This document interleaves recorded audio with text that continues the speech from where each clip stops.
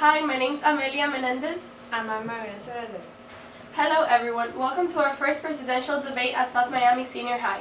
We are proud to host this debate and look forward to seeing what the candidates have to say. Due to the time, we will ask the audience to hold applauses to the end of the debate. Representing the Democratic Party is Secretary Rafael Gonzalez, and representing the Republican Party is Mr. Luis Diaz. Each candidate will have 1 minute and 30 seconds to respond to various questions that we're going to present here tonight. The first question is going to be immigration, and the question is, the number of naturalized immigrants from nations other than Mexico grew by 325,000 since 2009 to an estimate of 5.2 million in 2014. Since we have focused mainly on our southern border and the illegal citizens coming from Mexico, the question is, what is your plan to regulate and fulfill the demands immigration requires? Great question. I believe there should be an immigration reform plan. I believe that there should also be a pathway to citizenship and to follow the American dream. I do not want to see families being torn up from their families just because of deportation. I strongly believe that immigration should be handled with the proper resources. On top of that, I do believe that our southern borders need to be refined, but I never vote on the wall and I never will vote on the wall. The issues on the matter is that families are being deported for specific amount of reasons that should not occur to them. Now, through the amount of people that have been deported throughout the last 5 years due to the President Obama administration, we are not capable of ripping those families apart. Our main focus is just to regulate a good plan to ensure the citizenship and ensure the American dream that every immigrant here came for. The problem with immigration is that they're coming into our country illegally. There are tons of families, Latin families, that they've been waiting in a long line, and they're not in here. And these illegals are coming into our country, and they're taking our jobs, they're contributing to the drug problem, and it's huge. That's why we need a huge wall. And on top of that, federal funding, I think, should be cut for all of the people that house these illegals. They shouldn't get extra benefits or any social security because they're housing the problem, and they're not a part of the solution. Back to the moderator. Our next question will be on the legalization of marijuana. For many years, marijuana has been considered to be above alcohol in the threat of overdose. Recently, and with the advances in technology and medicine, we have discovered the medical properties it possesses, which are of great value to us. Marijuana use has been related with the treatment of glaucoma, Dravet syndrome, cancer, anxiety, and other unsolved complex diseases. Until now, medical use of marijuana is legal in 24 states and its recreational uses in 4.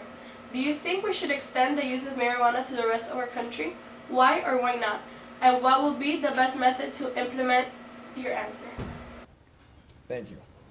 The problem with legalization of marijuana is that it's wrong. It's still a drug, and you're still going to get high, and it's recreation, and it's just wrong. It's not a part of the GDP because it's not a part of the economy, and it shouldn't be. It's a plant. Come on. We should not extend the use of marijuana to the rest of the country. We should cut off where we have it. It's a problem and it's a drug. It's money that we don't count towards the economy. It's money that doesn't come into revenue, and it's all over the place. It's underground just like the rest of the drugs. The method I would use is to ban it, to make it illegal. Get rid of medical marijuana as well, because there are other anesthetics and other medical uses that we can have for people that are under a lot of pain, or they just feel that they need medical marijuana. Thank you. First, let me start by saying marijuana is not a gateway drug. I don't know how many times people are going to bring up the issue that marijuana is marijuana was meant to be used medically. It has been taught and has been researched that it has beneficial effects on patients that have glaucoma, cancer, diabetes, and so on. On top of that, 24 states legalized the legislative order to pass marijuana as medical use, and four states passed it as recreational use. I personally believe that we should make marijuana legally, recreationally, and medically all around the 50 states of the United States of America. And on top of that, let's stop making those 1.8 billion arrests that we make every year due to marijuana incidents. The next question is on terrorism and domestic violence. On June 12, 2016, Omar Mateen killed 49 people and wounded 53 others in a terrorist hate crime inside a gay nightclub in Orlando. This incident has been the deadliest mass shooting by a single shooter and the deadliest terrorist attack on 9/11 on the U.S. since 9/11. Panic, hatred, and doubt is inevitable at this point. What would you do to assure, in the face of lone terrorists, the security in the United States? To keep domestic tranquility, we must persist into keeping our streets safe, keeping our children in school. We must have the possibility to be assured that everything in our neighborhood and our community is being properly done correctly. We must need volunteers to work on specifically in the community. We must lend a hand. We must be united in order to keep in order to keep running. We are a nation building on our backs and chains, and men and women have suffered through more than enough. That's why our streets, we must have them. The thing is about violence is that we gotta crack down on these criminals like the criminals that they are. I feel like if you come to my country and you're gonna hurt my people, you're gonna get the punishment that you deserve. And I'm talking about you, Clinton.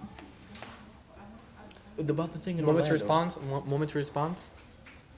I've been a senator for 8 years. I ran this department and I made deals with Wrong. Russia. Oh, we'll check our transcript. Go on the Hillary Clinton campaign website. It's all there, Scotty. It's all there. It's all there. No, it's not. Right, because he voted for Iraq. That's wrong. Thank you. The problem with violence is that if you come into my country and you're gonna hurt my people, you're gonna get the consequence that you deserve.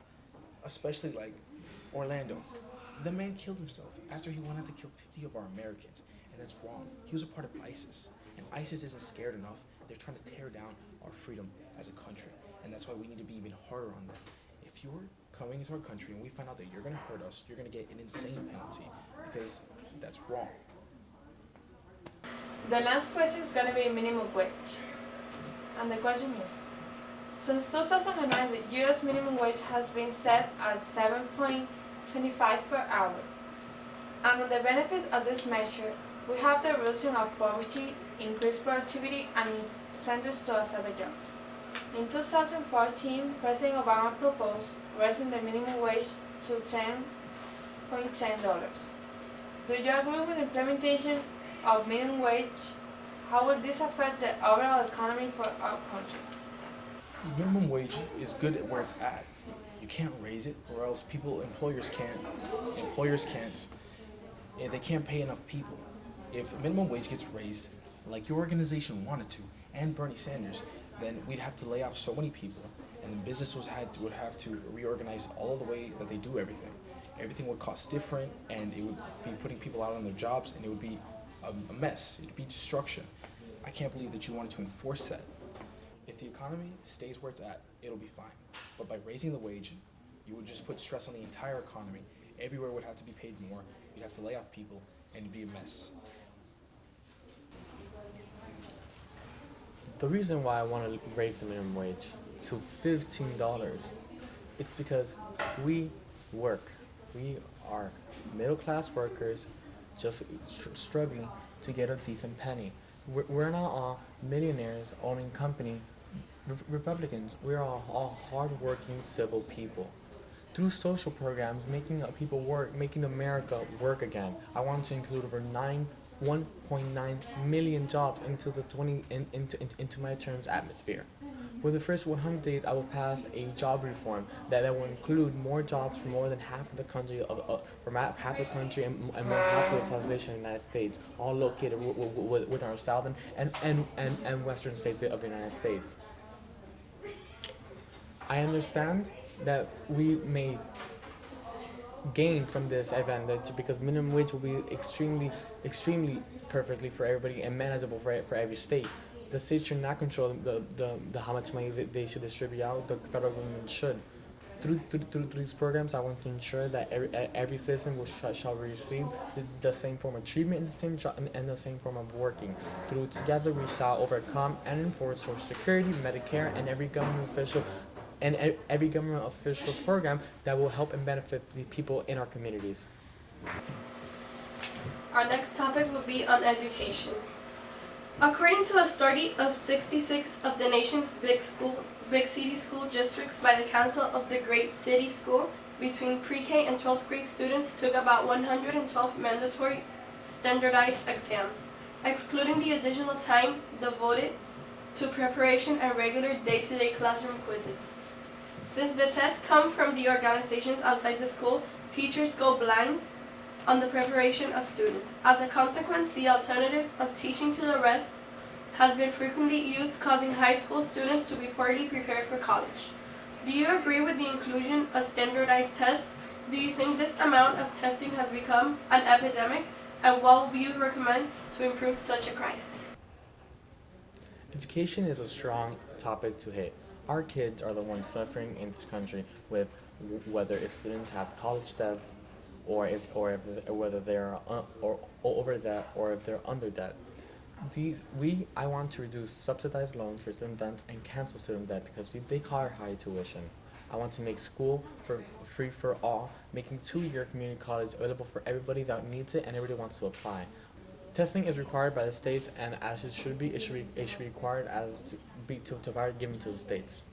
Education should be profounded and managed through the people that govern the cities. I highly believe the states have the full authorization to govern education and should continue governing education, because that's the only way education can grow. Education should not be a federal government, but we also should be included in the positions that we must act into being education as being by the federal government. So I highly approve this act following through the No Child Left Behind passed by 2008, which I signed off as an Apple senator of New York. Thank you so much. Thank you. The thing is that the kids are our future leaders. We need to take care of them, and we need to pay attention to them.